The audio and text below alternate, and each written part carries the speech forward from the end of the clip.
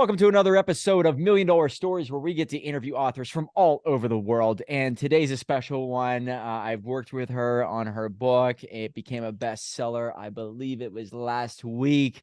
An amazing woman who I met in New Jersey whenever I was an MC for an event. An individual comes up to me and says, hey, I have someone you need to meet. She's big into wrestling like you are. And I said, okay, show me this individual. Well, this guy brought me over to a woman named Jocelyn Reed. And since then, we've worked together on this book, and I've seen her grow, and she's a part of many masterminds that I really embrace, and just a phenomenal person. So the book is called The Voice Inside, Going from Lost to Found. And the foreword was written by Keaton the Muscle Hoskins. So big names is tied to this book. So Jocelyn Reed, thank you so much for being here. Thank you for having me. This is awesome. How has life changed since putting out this book? You got to give me the story. I was about to ask you before we hit record, Oh but man. what was it like to see your book as #1 on Amazon? Well, it was a nail biter of a day, that's for sure. Lots of text between me and Ashley, and her telling me to just trust the process, trust the process. So yeah, that was a nail biter of a day. But you were keeping me updated, throughout the day and everything. And I was on there constantly, watching things myself. But you guys were like telling me how, delayed Amazon is. But so I finally just said, you know what? I'm getting on my tennis shoes. I'm going for a walk. I got to get some of this tension out, And then so I stopped watching. A watched pot never boils. So Boy, is that the so I went truth, for huh? a walk, and then I quit looking, and then you said we got there. We got there. So Oh man. And oh my with this gosh. time of year, Amazon is very much delayed, and it's getting scary. We don't do Yeah. any more bestseller pushes come, late November, early December, because of Christmas time and all the sales. So it was Yeah. awesome. I was so proud to see that hit #1. Wow. And the book, tell me a little bit about it. What was the genesis behind it? Why did you write this? Um I always knew I had a love for writing ever since I was a kid. Um Tons of things unfolded then, like 10 years ago. I started having crazy spiritual things going on, and I thought, what is happening, just to kind of condense everything. Then I uh, had my first audible message setting in church one night, Wait, yeah. or one Don't just morning. say Yeah. audible message. Say you heard something that changed the direction of your life, right? That's Oh what's my inside this gosh. book. Yeah. I mean, just sit there and just like every other Sunday, go through the motions, thinking, okay, I'll go to church. I can go tell people I'm a Christian because I go to church, and not really understanding that just because you go to church doesn't mean you're a Christian. Uh, I didn't know that then. I didn't, I mean, I knew that other people, not me, you know? So just sit there and then all of a sudden hear that noise I heard, and then I couldn't hear anything in the sanctuary, and then this loud voice speaking to me, and just the whole crazy scenario. It's in the book. And then to have that happen again the night that the voice said, I've inscribed a place for you in the church, and then setting up all night that night trying to figure out scribe. So then it became clear through those messages, different dreams that were repetitive, that God wanted me to share the story with the world. And he's laid it on my heart that he wants me to share the story with the world so that more people will believe in him, so that people will believe in him and know that he's more real than you or I. And so I didn't want to. I didn't want to, because I knew that taking on that call was going to also mean a lot of crap, you know? Mm-hmm. You take on something like that, you better have broad shoulders for it. But I finally did. I finally accepted it because once he does something like that to you, he's not going to let you forget. He's going to chase you down, and he chased me down every time I said no, no, I don't think so. No, no, I'm not doing that. And I broke, and I was like, yeah, all right, let's do this. And then once I accepted the call, I never looked back. And yes, there's been lots and lots of stuff from Satan, but and it's not easy. It's hard. It's really hard, but it just got to keep going. In Napoleon Hill's book, Outwitting the Devil, he talks about how the devil will do things and say things to you to make you feel like you're not ready or you're not good enough. And that's whenever you have to fight through that to actually become the person you're destined to be. So do you believe that all of that was a test? And anytime that you are called for something, you will experience more tests than you can ever imagine. Therefore, Yes, just be prepared for battle because it's coming, whether you want to or yes, not. yes. You have to armor up. If you don't armor up, you're gonna just succumb to the devil and go back to your old, sinful ways and sinful life. And if you've got to armor up, especially when and I think God puts a call on every single one of us. I really do. But some people don't listen, some people don't want to listen. And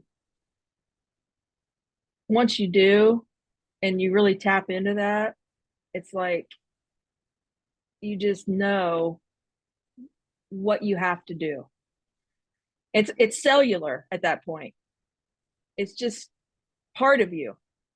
It It's so remi- hard to put into words. It always has been, the transformation that happens, but it's literally cellular. It reminds me of the Ed Milet quote, and I think he gets it from somewhere. But God does not call the qualified; He qualifies the called. And I Which thought, is the exact quote that has shown up numerous times throughout my life. I believe, is it in your book? All right. Yep. Yep. Yep. Okay. Right. All right. That's So the same one that my pastor said to me years ago when he told me I was a prophet. He said that quote to me. And then it has literally, I could take you right now and show you, it's on my refrigerator. that's so it's when we did the interview. I remember you telling me it's written on your refrigerator. You have it's still there. It's still there. And it has shown up in my face so many times over the years. And it's true. I wasn't equipped. I wasn't equipped. I'm still not equipped. But he's equipped. And I just had to accept the call. I just had to be the vessel. I Hmm. mean, I've been involved in healings, all kinds of crazy stuff. There's stuff that's not even in the book. So I got a lot of stuff that I could still share with people. There's crazy stuff. I mean, I literally have placed hands on people and prayed, and they've been healed through my hands, not by me, obviously, but I mean, stage 4 cancer. Yeah, it's crazy, crazy. No, no. Do And you think I couldn't even pull my hands off that man's head. Like everybody else dispersed after the prayer, after we laid hands, and I had my hands on his bald head, and I was trying to pull my hands off of his head, and my hands wouldn't even come off of his head. They were hot and burning. He could feel the heat from my hands on his head. And I looked up at my pastor, and he's like, you can't take your hands away, can you? And he kind of chuckled. I said, no. He said, just go with it.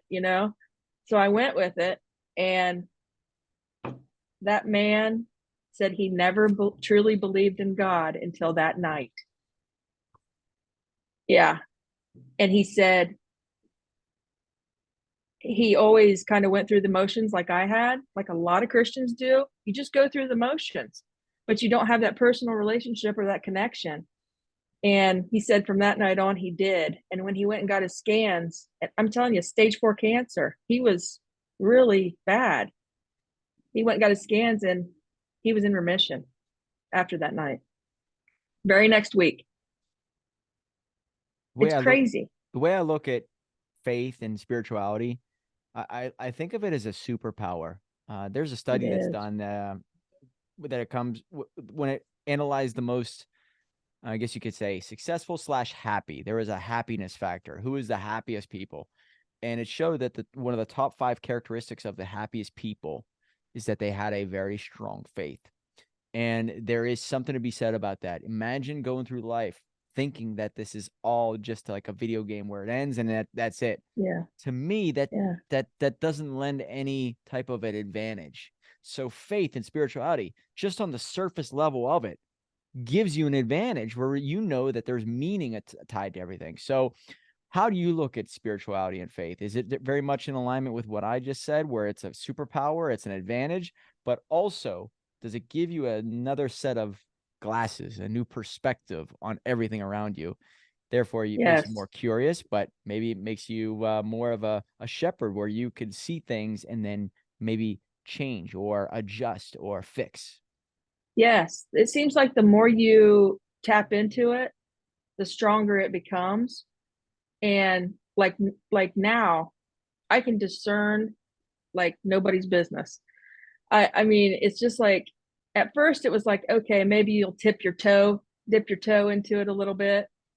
But the more toes and feet you get in there, it's like things start becoming, like you said, clearer, whole different perspective. It's like sometimes, a lot of times, like every day, like it, I know God's with me every single day, and we talk back and forth all day, every day, just like there's a person standing beside me. That's exactly how it is. And I so yeah, it's just a whole, it's like you had rose colored glasses on, and then now it's like everything is clear and you can see, and it's almost like at times I can feel and have a knowing that there's things going on around me that I can't see. Hmm. Yeah. It's such a strange feeling, but So I mean, it's just wild. you make me think of whenever I first started going to a non-denominational church. I grew up as a Catholic, and I thought what a Catholic does, he goes to church, right? But I never really felt like a strong relationship. And I remember going to church, I guess it was like a couple weeks in a row, and I was dead broke in 2011, 2012. Now they had this program called the Church Alive program. Do you remember this at all? This is whenever Pope Francis Church of got in. Life. Pope I Francis, yeah. maybe 2013 or also, but it's called the Church Alive program. And all they did was ask for money. It's all they did. And I used to love going to church to hear the homily. And I remember the pastor just harping on, if you give $5, we want you to give $7. If you give 7, we want you to give 10. And there was a chart. They gave people a chart on what you're supposed to give. I was so blown away. I was so mad. So I never really felt like a connection. But then I went to a non-denominational church, and for the very first time, I felt this presence, like there was a relationship built, and something happened to me, and my life did get better from there on out. Now, it got very dark for a while because that was whenever I was going through the very difficult days of entrepreneurship. But I am telling you, I felt like there was a relationship, and that to me was really the thing that was missing. So you talk about this Yeah. relationship. What was it? Was it that moment in church where you heard the voice? Was it something else? And is there anything you could tell people about finding that relationship? I definitely think that whole time with the when he spoke to me out loud, and which one of them was an actual back and forth conversation. I mean, I was saying things and I could literally hear God chuckling, and it was such a strong voice. I mean, strong, powerful voice. And I could literally hear him chuckling and telling me, yes, yes, you. And me going, why? Who? Me? Why? Are you sure? You know, questioning God. And, and, yeah. So I think through that whole process, and it was, you know, several months, maybe a year for everything to really unfold.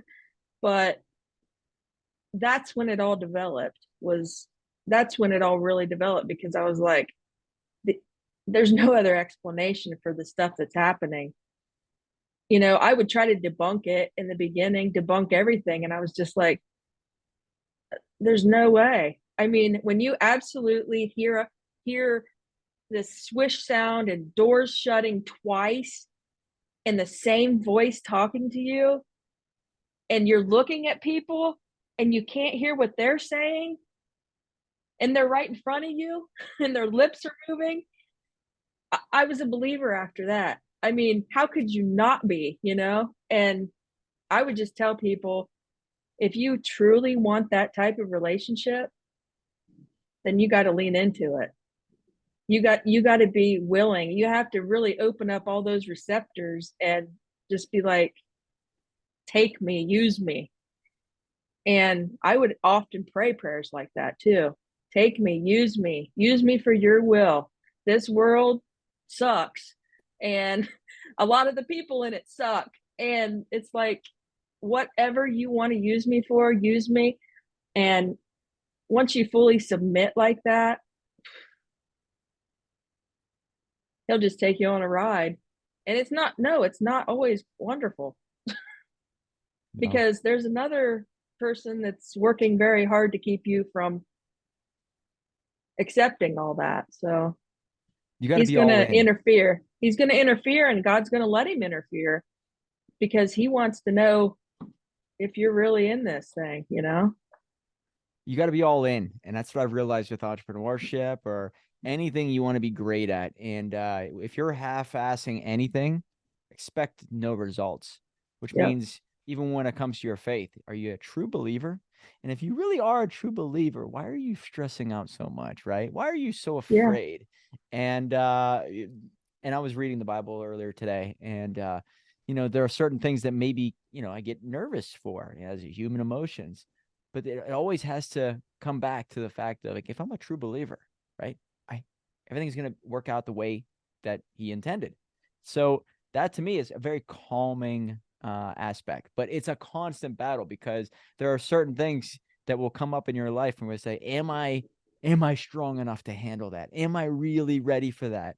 And it's basically, you need to pass the test, right?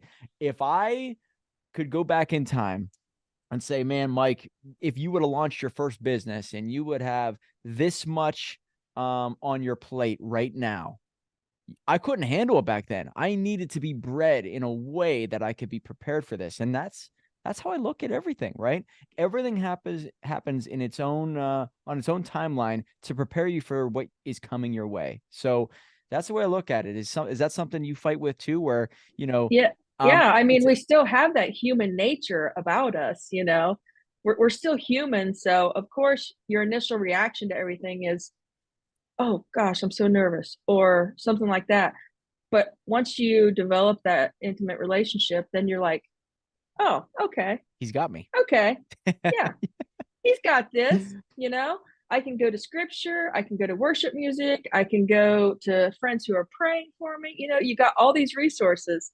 And yeah, it's like you said, you have to go through all that crap to get to that point. And it's just like this stuff with Roma Downey, you know? It's like I developed these relationships with first this one person online. Um, her name's Nikki, and then Nikki introduced me to um, Priscilla Anderson, who's Cafe Anderson's wife, and Priscilla and I formed a friendship. And then Priscilla was going, is going through cancer still and treatments, but she met with another person named Julie, and Julie had breast cancer and fought it twice. And both of those people are like family with Roma Downey. I've known that for years. I've known that for years. But I still kept fostering these relationships with them, not thinking God was going to use any of that in this whole scenario. But I'm talking to Julie, a couple weeks ago, and she's like, I'm going to send you Roma's book signed. And I'm like, awesome, that's great. Roma just put out a children's book that's beautiful. And I'm like, cool. So I get that. And she said, I'm also going to mention to Roma that you're trying to get a hold of, trying to get in touch with her. And I'm like, what? I never even asked for that. These are relationships that I had formed years ago, but God knew all this. He put all this in motion years ago. And now I don't have it right here. This is Keaton's, but I have a stack of books that I'm mailing out today.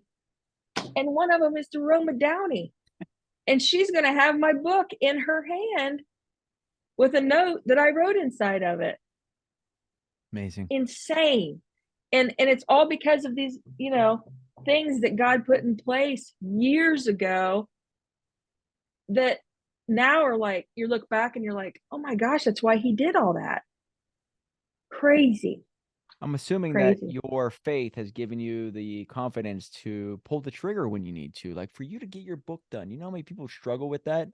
You're an action taker, and I commend you for that. I would assume, and it's tied back to your faith, your belief that if it was given to you, it's given to you for a reason. So you better not just keep it to yourself. Get it out there for the world to read or hear, right?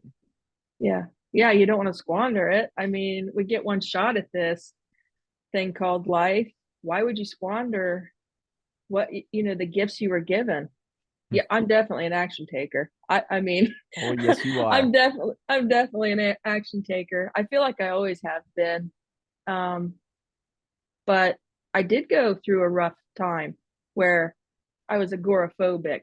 I was panic attacks for over 20 years. I mean, I succumbed to the dark side there for a while, and it was like, yeah, but I had to claw my way back out of that. And I did, and it wasn't easy. But once I started embracing that faith and everything, it was like, wow, I don't have to stay stuck down there anymore. And yeah. One thing people will ask you about is the cover. Can you explain the cover here? Because it's basically how this represents any human being, right? And so why did you choose this as your cover? One of the one of the messages I got that was audible, he said lost and found. He said lost and found was going to be the name of my book. Yeah, I and I'm remember you like, telling me that in the very beginning. What? Okay, whatever. I blew it off kind of. I did write all this stuff down, and it's funny because I have it right here. This is what I wrote everything on a piece of cardboard 10 years ago. Wow. Yeah, everything's right here from that night. And I keep this. I don't ever want to get rid of this piece of cardboard. But yeah, that's in the middle of the night, right? It happened in the middle of the night. Yeah, it was like really late at night. I my husband was already asleep, and yeah, he got attacked and choked and everything else that night. I thought he was gonna die. And he had a CPAP on too. So it's like he had oxygen being poured into him, pushed into him, but yet he was choking under it. Yeah. And went to the bathroom, like knocked his head on the toilet on the way down, passing out, could not breathe, going trying to get air in, couldn't get any air in. And you heard this voice moments, absolute moments before all of that happened. Yes. So that's scary, right? You were being attacked. The moment you accepted that your new path in life was this. That, and right before the message, I had prayed against demons because I'd been reading the book, The Boy Who Came Back from Heaven. And I finished that book that night at like 11 something at night. And the boy had prayed against demons. And I thought, have I really ever done that? I'm going to do it right now. So I did that, then went to bed, and then laid there. My mind would not shut off, which is common, but that's when I heard that noise. So I finished that book, saw that they prayed against demons. I prayed against demons, cleansed my house, everything else, specifically prayed against demons, and then went and laid down. That's when the voice conversation happened. Then my husband gets choked. Craziest night ever, scariest night ever, wildest night ever. Did you write that down at that Yeah. moment? This piece of cardboard is what I wrote down that night, sitting on the bathroom floor after after I started praying. He was choking. He couldn't get any air in. And I grabbed the phone to call 911, and I was like, they're not going to make it in time. By the time they get here, he'll be dead. So I just started praying instead. And as soon as I started praying and asking Jesus to save him, he started breathing again. Wow. And being a man, he's like, I'm good. Night, went back to bed. And I spent the rest of the night, because it was, master bedroom, master bathroom. So I shut the master bathroom door and stayed in there with the light on. I couldn't sleep after that. And I had my notebook, and there was like one piece of paper on it, and somebody had scribbled on it. So I used this cardboard, which is the back of the notebook. And I wrote down what was said. And I sat there the rest of the night with my Bible, my phone, and everything, trying to figure out what in the heck just happened. And on this, I wrote in quotes, I've inscribed a place for you in the church, and then minister to people through my writing. And then the word yes and ha ha and Psalms 50:15, which is what the guy had wrote, the author had wrote in my book when I got him to sign it at a prayer vigil that I didn't know why I was there or who the heck any of these people were, but I got him to sign it, and he wrote Psalms 50:15 in there. So I wrote that down too, because I was just trying to figure everything out. And it was just absolute insanity, all of it. But now I know it's like, it was just, he was creating a story. He was creating the story for me to tell, that he wants everyone to know. And I don't have any reason to, make up, hey, I heard from God or whatever. I would have just went on about my life, the way it was or whatever. But I have to tell everybody. It's just like burning inside me every day. I have to tell these stories so that they know he's real. You can believe in him. You can trust in him. And there's more after this. Well, More. you're a diehard entrepreneur at heart, and it seems like Yeah. you are now on a mission. I don't know if it's spawned from that moment, but tell us a little bit about your, life since then. I mean, you're a part of masterminds. You're out there. You're going to be speaking. Going to be on podcasts. The direction of your life maybe changed from that point forward. So, tell us a little bit about the entrepreneurial spirit and where did that come from?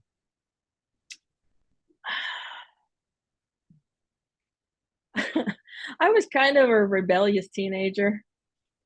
And I think a lot of us are, I was the party girl, and I just rebelled against school, against everything like that.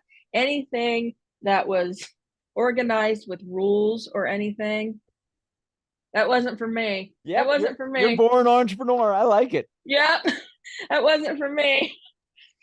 Now, was I respectful to my mom and everything growing up? Of course. I was, you know, the kid that kept her room clean and did everything like that and did all the chores, did my sister's chores, took care of the family and whatnot, but I could just feel something inside of me. It was just like a horse that's being detained or something, and it just wants to run wild and run free.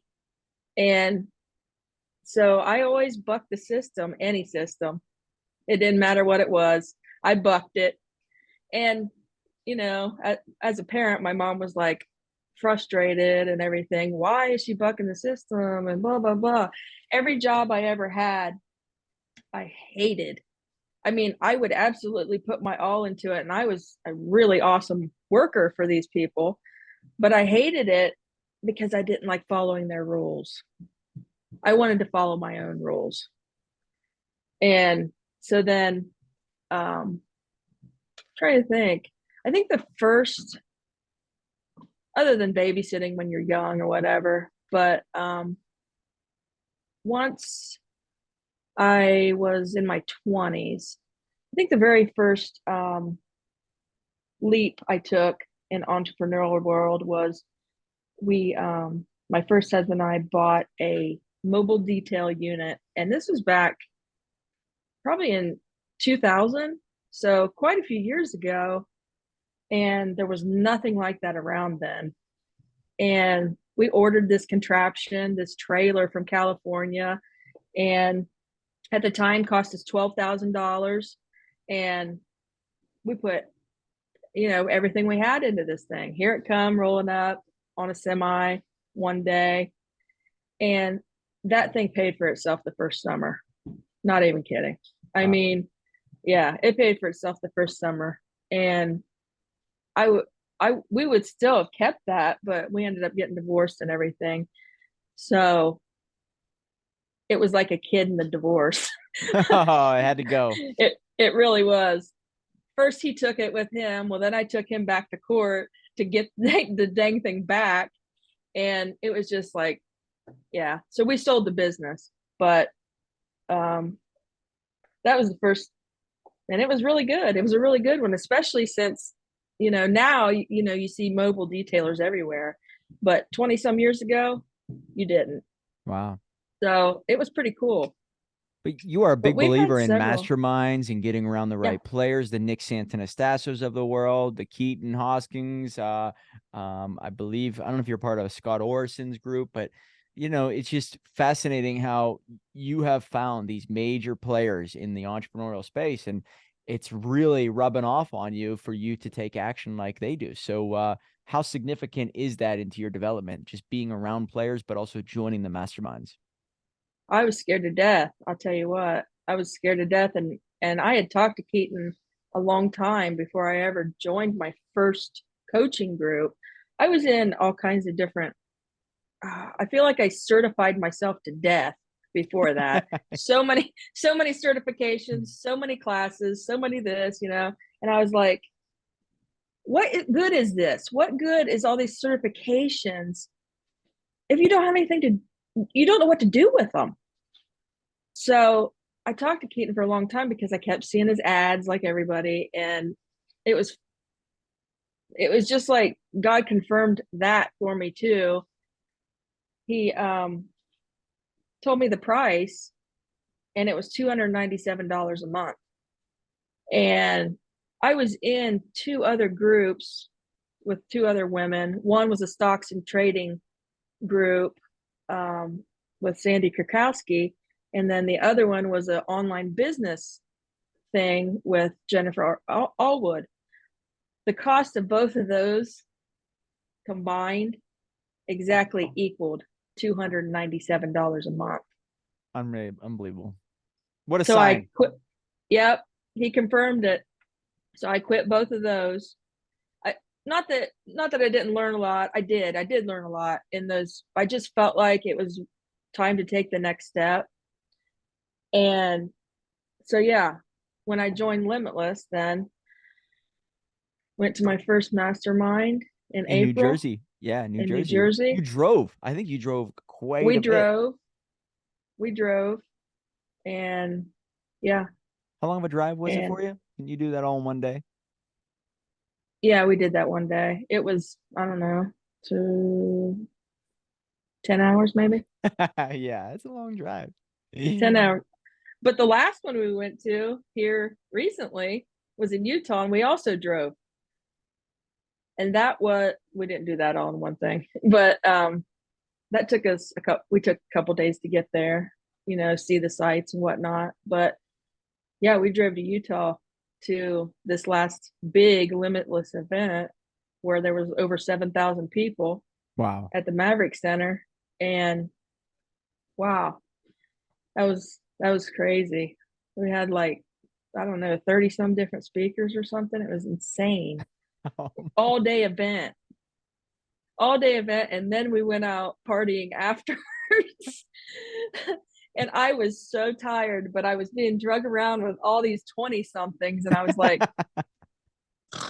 me and my husband ended up sitting outside the restaurant where the party was on the patio while everybody else was inside dancing and, everything. And the owner came out and shook our hands and thought that I was Dusky's, the person that was having the party, thought that we were his parents. And I was like, well, that's our first cue that we're the oldest people here.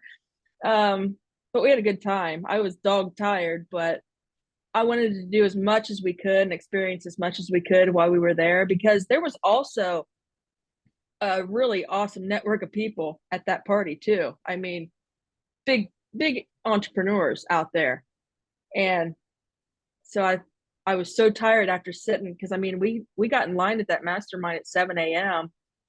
and it wasn't over until 8:30 that night. And we didn't leave the parking lot till about 9:30. So yeah, it was exhausting. But um yeah, I've been to a couple others too, and it's like, wow, What have you it's like learned? What have you learned life about changing. that space as compared to maybe the world you come from? I look at it as almost like two totally different worlds. So, was it sort of an eye-opening experience to see how people think and how they behave and how they decide on which businesses to invest in? What kind of shocked you more than anything else? I think the biggest, and Jim Riley asked me this not too long ago, actually. Love Jim Riley. Um, I love Jim. And I was just on their call last night, and um, yeah, I ended up joining his group Oh, no from meeting way. him. Yeah, the Oh, Young oh, Entrepreneurial Syndicate. yeah, I've been in his group for quite a while now. And yeah, and we met in New Jersey as well. And um, yeah, it's the greatest group. And he was just asking me after I went to that big event in Utah what my biggest takeaway was. And I was just like, honestly, if I had to look at all of them, it's don't quit. Don't quit. Because I can remember so many times I'd start something and then quit, start something, then quit. Well, of course I didn't get anywhere. I didn't follow, I didn't see it through. That's why when I wrote this book, even though I wanted to burn it down just about every damn day, I wanted to burn the whole thing down just about every damn, I knew that I wasn't going to quit. I was going to see it through, and that was going to be my accomplishment. And that's what I hear from all those speakers and everything. It's like, just keep going. Yep. Just keep going. Even on the days, and I have them all the time, the technology doesn't work, this doesn't work, that doesn't work, whatever happens, you just feel like, oh my gosh. I mean, lately I felt like, did I ruin my entire family's life? Because I've spent thousands and thousands and thousands of dollars on me in the last year, just me. And it's caused struggle, but we've had to adapt, but I'm not going to quit. And that's what I hear every time in my head Keep from these going. masterminds is Do not quit. I hear that from every coach, every speaker. And it's like every time I feel like, okay, that's it, I'm done, I'm going back to my old life, I hear that voice, do not quit. And then I'm like, okay, I'm not going to. I'm not going to. But it's true. It's like night and day compared to how you thought before. Everything. It's just like crazy. Like I'll be talking to some people, they don't get it. They don't get it. Right. They just don't understand. And now I don't even try to explain myself because it's almost always a waste of time to try to explain it. Yeah. I feel like if they want to jump off that ledge, that's up to them and they'll figure it out on the way down like I'm figuring it out. You just grow your wings on the way down, you know? And I have learned so much by just teaching myself. I'm literally learning how to use a computer this year. I mean, as you know, I didn't know how to even send a freaking, what was it? Uh, A uh, friggin' Gmail or something. I don't know. I yeah, don't just know. email attachments and all that. Very new to Yeah. you, right? Yeah. I'm literally learning how to do all this year. And yeah, I've had to teach myself a lot of stuff. And thank God for Google and YouTube. But but but but you're so at least right we though. have those resources. You're so right. The one of the key ingredients to just this journey is you just got to outlast people, and the only way to do that is to stay at it, even and whenever the storms are right in front of you or right above you, and you just got to just keep your foot moving towards the finish line. But then once you realize there is no finish line, that's you just got to keep moving because individuals who see you on the same path 5 years later, they're going to respect you. They're going to look to you as somebody that they want to emulate. And that brings She me to hung my in next there. She with didn't quit. she Yeah. didn't quit. And that brings me to our next point is you can't change anybody, but you can No. inspire them. And the only way to Yeah. do that is to live a certain way that they come to you rather than you go to them. Yep. Yep. So that's So I'm that's glad you what I picked that up. hear on a daily basis from all those speakers and all these masterminds is if you know if this is the life you chose and I did choose it, then you hang in there and you don't quit. Damn right.